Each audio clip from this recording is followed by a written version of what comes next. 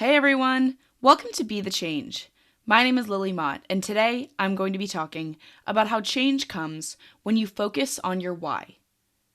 My guest this week is Joshua Gabriel Oluwaseyi, who is the founder and executive director of Learn Blue, which is an organization committed to educating Generation Z about the United Nations Sustainable Development Goals and supporting students in promoting those goals in their communities around the world. Joshua has a unique path to his own environmental activism, and I am so glad I got to talk with him about his work. So, without further ado, let's get started with this episode featuring Joshua Gabriel Oluwaseyi.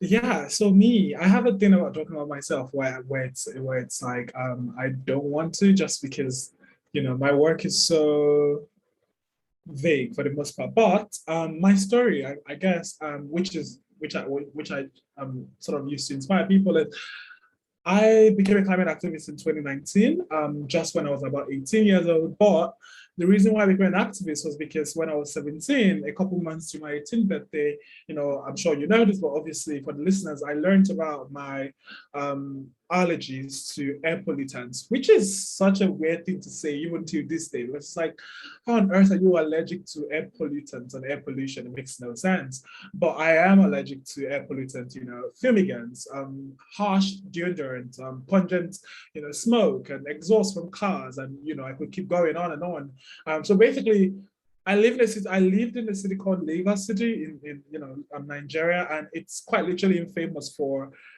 being like the home of traffic. It's like New York, right? But a lot more chaotic and a lot more people just moving mad. So there was almost sort of no escape. I lived in the suburbs of Lagos, but whenever I had to go out of my sort of town, there was almost no escape from like this sort of excessively polluted atmosphere, which meant that I was always dealing with my allergies. So whenever I went out, I always had to have a nose mask on before the pandemic. So I am so cool with it now because I've been wearing a nose mask for like a year plus before that happened. Or I have to like carry an inhaler depending on how insane things get. I'm not asthmatic, but the symptoms of my allergic reactions can be very similar to asthma because my chest compresses and I cannot breathe properly, and then I'm sneezing and I'm coughing and I get chest pains, and it's just as though someone is trying to rip me into two. And sometimes it even gets worse where it becomes very tuberculosis, like where my coughs are not even normal; they are very harsh. It's almost like I'm trying to cough out my chest, which can be very painful. So I think, yeah, when I found out I was allergic, initially I was like, no, right? Like that's not a thing. And then I figured it was a thing, but I think I also have to do a lot of work convincing my folks, my guardians that I am allergic, because obviously I'm African, and you may not know this, but in African homes, when you say you're allergic to something, or it's like you're looking for an excuse not to do certain sort of chores at home. Because I found out, because we were having a sort of spring cleaning where we're fumigating the house to get rid of insects and whatnot. So that was when I learned about it, because it was so much concentration of fumigants in the house. I was breathing that in, and like I meet a cap. I had been having symptoms before that, but like, it's casual. So I had to do a lot of convincing, but obviously I'm not a doctor, so that wasn't going to work. But I think eventually went to the doctor, and they confirmed that I should perhaps stay away from like things like that. And like, oh, you actually are allergic. How weird. But I think just learning that wasn't enough, I guess. I attended a conference where I was a delegate, this sort of change making conference called Teens General Assembly in my country.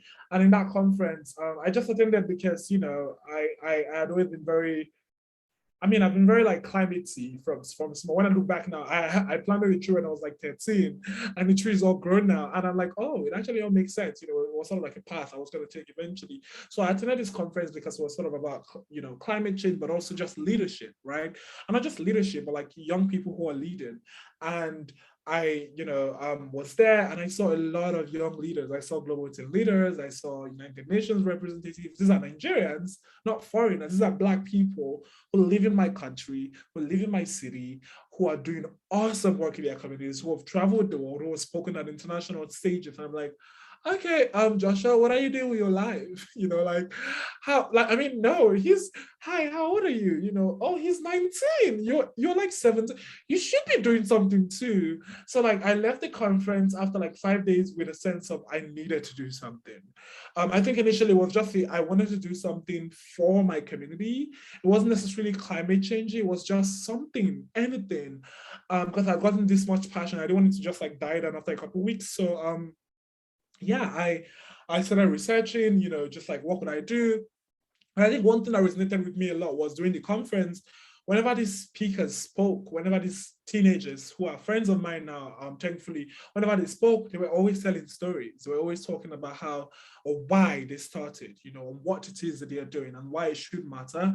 And there was always this sort of, it's always personal. It was always, that's why I got so intrigued, because I love how it was always personal. It was always, somebody either not being able to talk about something that happened to them, and for that reason they created a blog, to sort of amplify voices and amplify other people's voices, or somebody who saw a bit of female FGM happening and were like, you know what, I'm done with this. This is wrong. If it was my sister, what would I do? And they started a nonprofit. So it was all of this storytelling. I was like, okay, what can I do? And I think just casually, because we're Gen Z, I Googled sort of, what is the impact of air pollution, on our health, right? And just to like see if it's even a thing, the allergy, because it still didn't make any sense to me. Like, why am I allergic and I'm not asthmatic? And to my surprise, just after going through one and then two and then three and then four and then 5 pages, which pretty much morphed into a research, I learned that, in the year 2017, the year just before the year I sort of discovered my allergies, over 100,000 people have died from air pollution related ailments, in Nigeria, which I am so certain is a deflated figure, because we don't have like the proper statistics in place to actually track these things properly. So if we hear 100,000, that means it's at least times two of that, which was alarming for me. Like, wow, people are dying. I mean, we've always had a sense of, Lagos is very polluted for one, so people are probably dying or at the very least sick from it. But I never thought of it as such a big deal. Like, people were actually dying, and we're actually numbers to back that up. So I just got into like a rabbit hole of like, wow, okay, what else do I not know?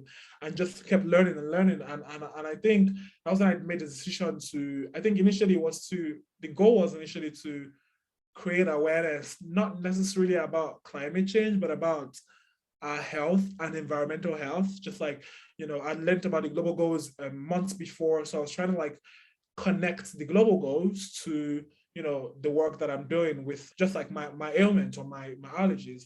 And I think for me, then one thing that sort of resonated was just obviously climate change, good health and well-being, and things like that.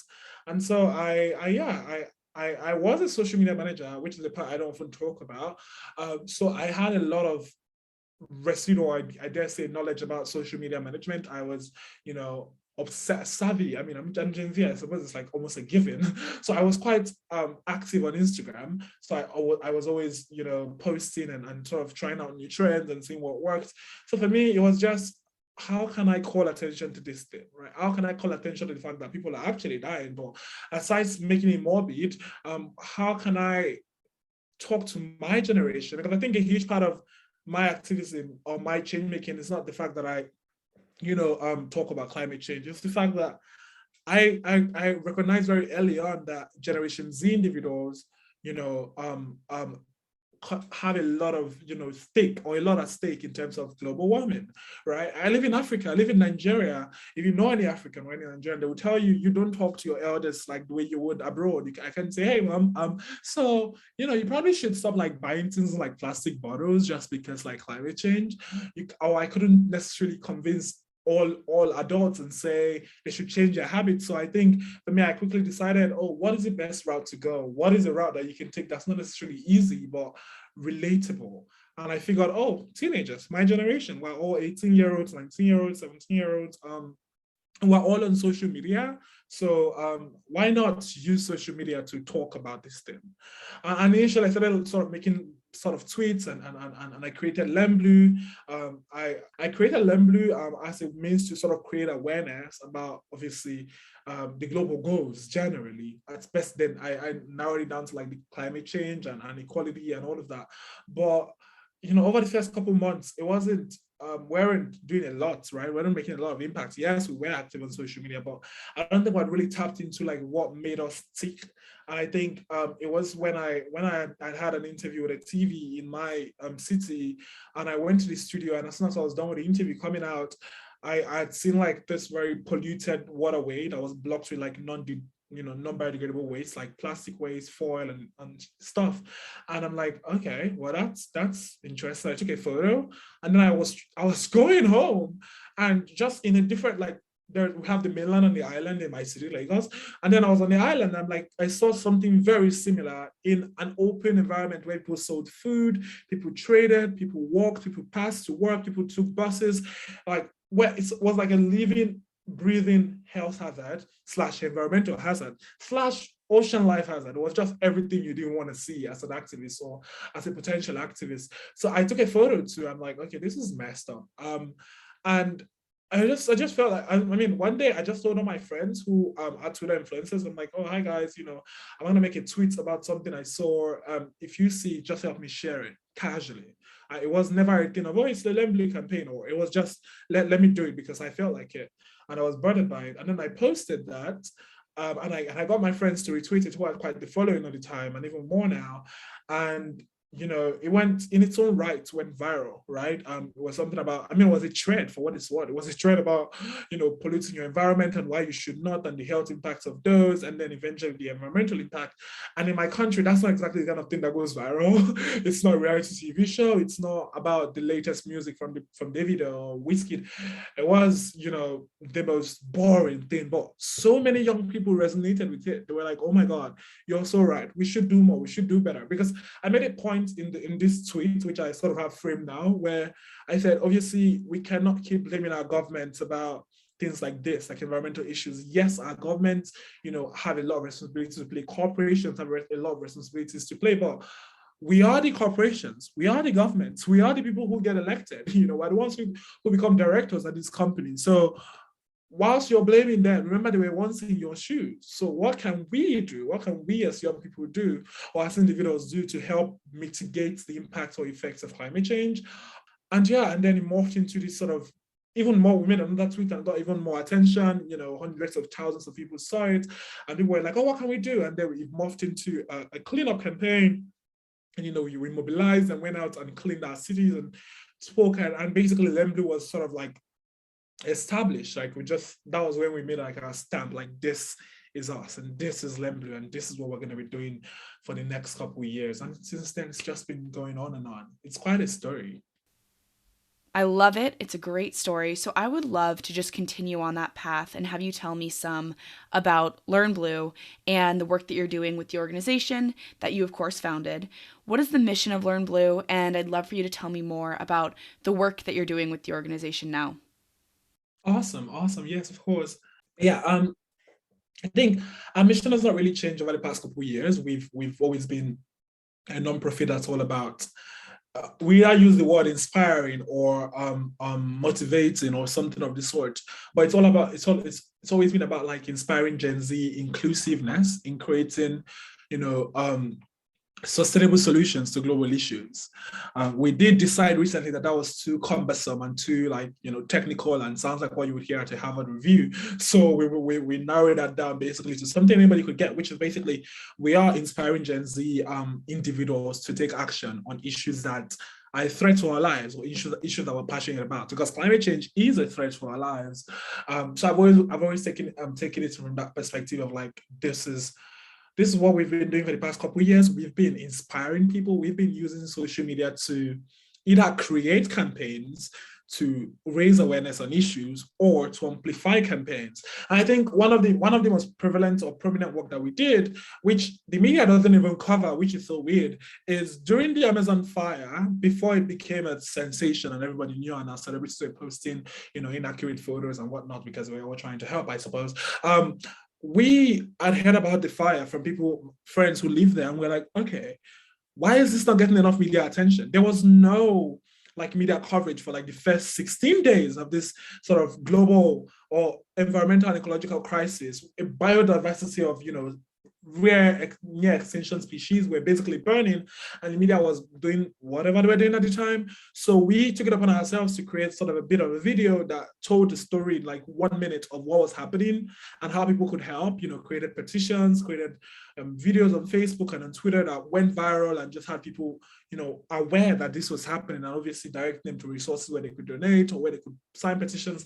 And I think that's sort of like what we've done ever since. It's either we're the ones who are creating the campaign, or we're putting a bit of spotlight on it, because we are known for that, because we have an audience that expects that of us. It's easier for us to kind of, say, this is what is happening in, let's say, Nigeria.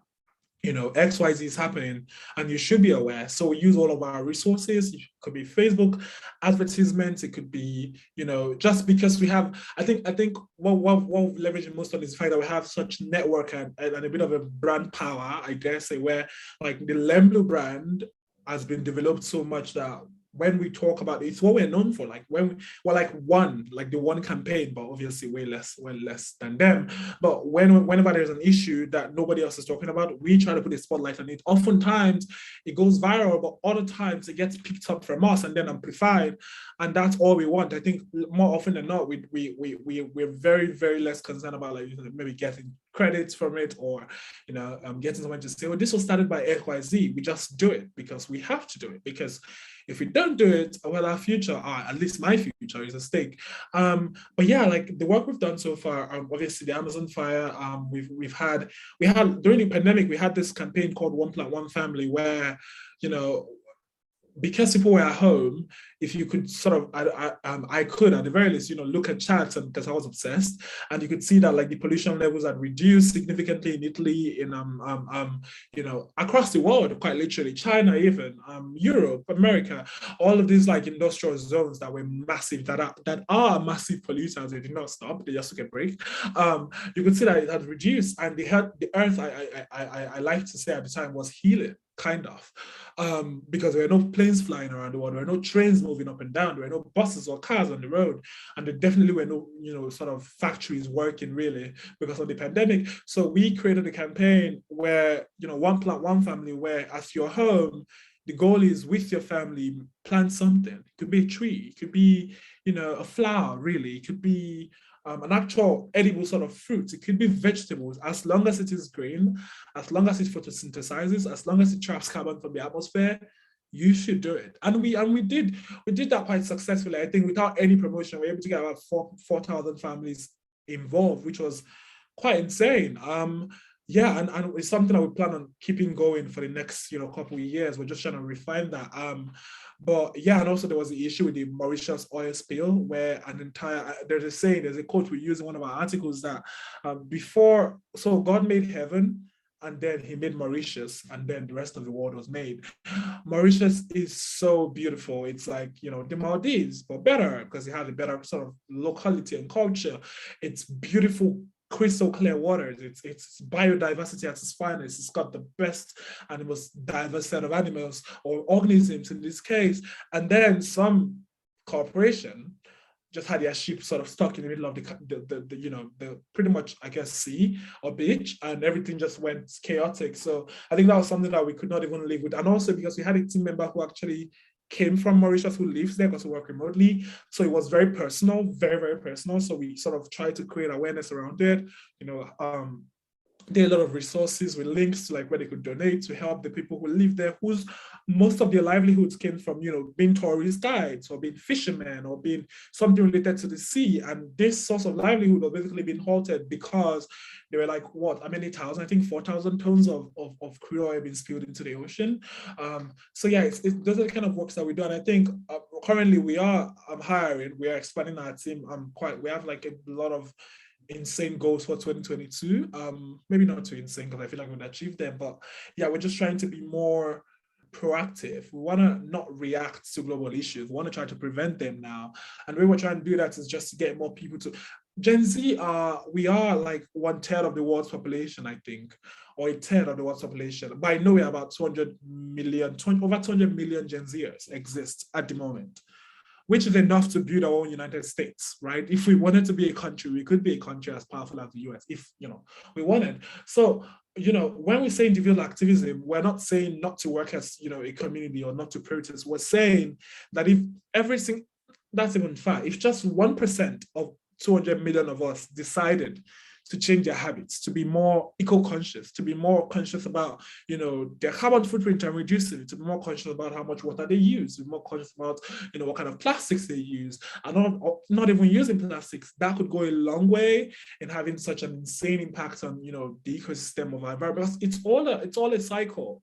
We treat that at level as a cycle. So that's why we have, if you're polluting water, you're polluting the air indirectly, because it just goes like this. It's a carbon cycle. If you're using plastic waste, it has an effect on your carbon footprints. If you're polluting waters, it has an effect. If you're actually burning stuff, it has an effect. So everything is just so linked, and we try to help people understand that. And yeah, for 2022, we're building a community, we're building more of a community than what we already have, and just we're trying to get people to join our team, across several positions. But yeah, that's what we've been doing for the past couple of years. That's so interesting. And I love the idea of having this coalition working together to make the world a better place. And you're targeting a bunch of different issues, which is great. So I have one last question for you. Lots of young people, particularly college students, high school students, want to create change and they want to make a difference in the world, but they may not know how or maybe where to get started. Do you have any words of advice for those people who may be listening? Yeah, I mean, yeah, because this is obviously one of the most asked questions whenever I speak at conferences or webinars and obviously podcasts. And I think I almost always give the same answer, but I think as we're getting to the new year now, I'm just going to change that up a little bit. I think what you can do is, when you want to get into the door, okay, firstly, you need to understand why you want to get into change making. Because there's a huge, and maybe people don't say this enough, but I would, because there is a huge sort of misconception and disparity between being a change maker, what that means, and why you are a change maker. Like, people nowadays, because people like, myself, for example, get featured on Teen Vogue, or people like, they're or Greta Thunberg and all of that, speaking at conferences and UN and traveling the world, people almost see it as a sort of free, travel lifestyle sort of opportunity, where once you become a change maker, you become like, you speak at events and you become like a celebrity. But like, that's not the case. Most of these people who have been successful as change makers started, it's a lot of storytelling. It's a lot of being able to communicate why what you're doing matters, right? So if you want to get into activism or change making or whatever, that's fine. But you need to first decide why you want to do that. And I think aside deciding why, this is now back to my general sort of advice, is what you want to do or whatever you want to create, whatever solution you're preferring, has it been done before? Is it unique? If there is an organization in your college or in your environment or in your school or in your locality that does that, if it's period movement or period awareness, if it's climate change stuff, is there like a Fridays for Future, or is there like some sort of local niche organization? Could you work with them? Could you volunteer with them? Could you help them amplify their story? That's also a way to make change. I just mentioned obviously that we're recruiting volunteers. People work with us, they've been with us for over 2 years. These are like change makers. You don't have to own your own nonprofit. You don't have to, start your own, I don't know, activism sort of movement. It's not a necessity. Change making sort of grow. I mean, I volunteered, like, before I became a founder or executive director or award-winning social entrepreneur. I volunteered a lot. I still volunteer, for organizations, no matter how small they are. If their missions align with mine, if the work I'm trying to do, they already do it. It could be something about, let's say, education for Africans, because most people are not educated. If there's an organization that does that, I work with them, I partner with them. That is change making. I think even bringing it home more, I always reference the United Nations Lazy Man's Guide to Changing the World, which I tell people, if you cannot do any of these other things, because some person's lives are so that different from how we think life is. Like, some people are going through a lot, but the most you could do is change your behavior. It's a pattern. You don't just snap and become climate conscious. It takes time.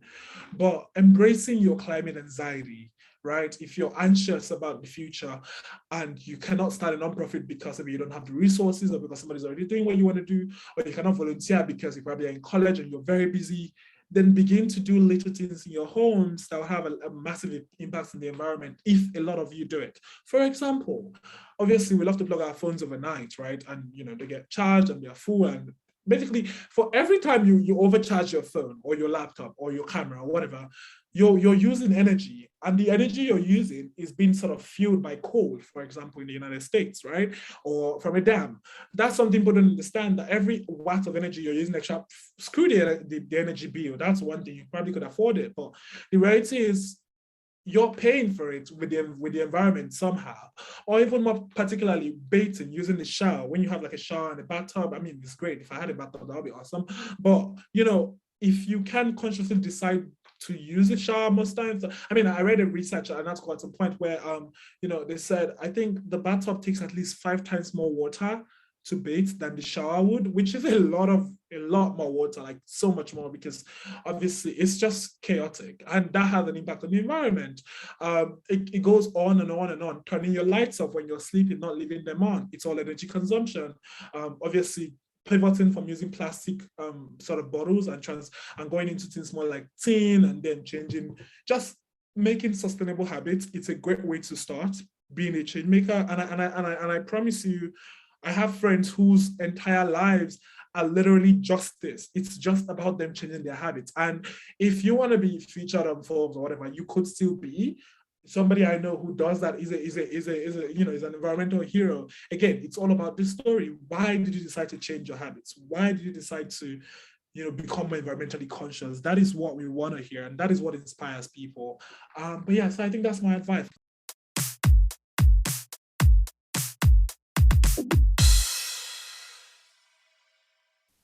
I am so glad I got the chance to talk with Joshua because he has so much energy and so much passion for his work, and I'm sure that you could hear it throughout the episode. I am a big fan of the work he's doing with Learn Blue and think he's cultivating a really impactful group of Gen Z changemakers from around the world. I want to focus on Joshua's advice at the end of the conversation when he talked about how important it is to focus on your why when it comes to activism, advocacy, and changemaking. For Joshua, so much of his why comes from his own health struggles, but also from the overall impacts of climate change and the threat it poses to everyone's future. It is so important to have a compelling reason for your work, because without that why, what's the point? And does the world really need that work that you're doing? So, I'm going to challenge all of you to think about your why for the activism, the advocacy, the change making, or pretty much any other work you're doing. Because, as Joshua has proven, change comes when you focus on your why.